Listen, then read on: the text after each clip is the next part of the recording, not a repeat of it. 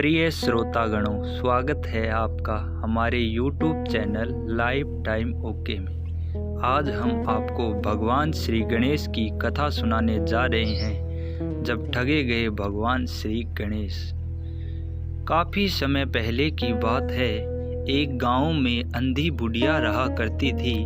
वह गणेश जी की परम भक्त थी। आँखों से भले ही दिखाई नहीं देता था, परंतु वह सुबह शाम गणेश जी की बंदगी में मगन रहा करती थी।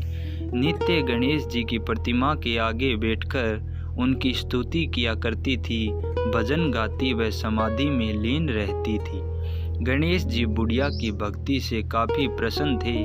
उन्होंने सोचा, यह बुढ़िया नित्य हमारा स्मरण करती है, परंतु बदले में कभी कुछ नहीं मांगती। भक्ति का फल तो उसे मिलना ही चाहिए। ऐसा सोचकर भगवान श्री गणेश एक दिन बुढ़िया के सम्मुख प्रकट हुए तथा बोले, माई, तुम हमारी सच्ची भक्त हो, जिसे श्रद्धा व विश्वास से हमारा स्मरण करती हो। हम उससे प्रसन्न हैं, अतः तुम जो वरदान चाहो हमसे मांग सकती हो। बुढ़िया बोली, हे प्रभु, मैं आपकी भक्ति प्रेम भाव से करती हूँ। मांगने का तो मैंने कभी सोचा ही नहीं, अतः मुझे कुछ नहीं चाहिए। गणेश जी पुनः बोले, हम वरदान देने के लिए ही आए हैं। बुढ़िया बोली, हे सर्वेश्वर भगवान श्री गणेश, मुझे मांगना तो नहीं आता। अगर आप कहे तो मैं कल मांग लूँगी। तब तक मैं अपने बेटे व बहू से भी सलाह मशवरा कर लूँ।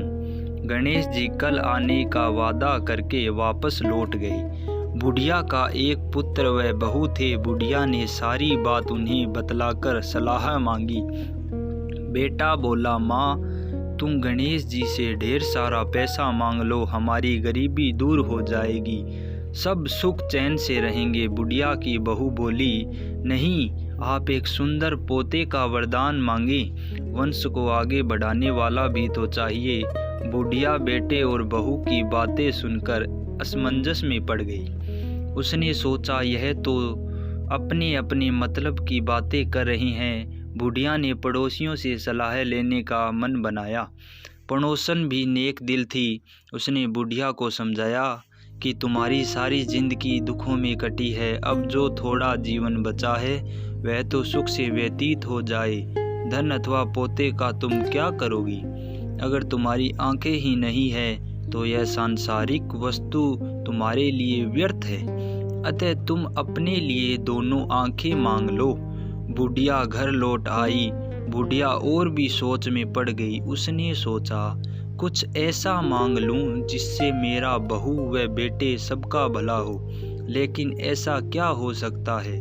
इसी उधेड़-तुन में सारा दिन व्यतीत हो गया। बुढ़िया कभी कुछ मांगने का मन बनाती तो कभी कुछ, परंतु कुछ भी निर्धारित न कर सकी। दूसरे दिन गणेश जी पुनः प्रकट हुए तथा बोले, आप जो भी मांगेंगे वह हमारी कृपा से हो जाएगा, यह हमारा वचन है। गणेश जी के पावन वचन सुनकर बुढ़िया बोली, हे गणराज, यदि आप मुझसे प्रसन्न हैं तो कृपया मुझे मन इच्छित वरदान दीजिए। मैं अपने पोते को सोने के गिलास में दूध पीते देखना चाहती हूँ। बुढ़िया की बातें सुनकर गणेश जी उसकी सादगी व सरलता पर मुस्कुरा दिए। बोले, तुमने तो मुझे ठग ही लिया है। मैंने तुम्हें एक वरदान मांगने के लिए बोला था, परंतु तुमने तो एक वरदान में ही सब कुछ मांग लिया। तुमने अपने लिए लंबी उम्र तथा दोनों आंखें मांग ली है।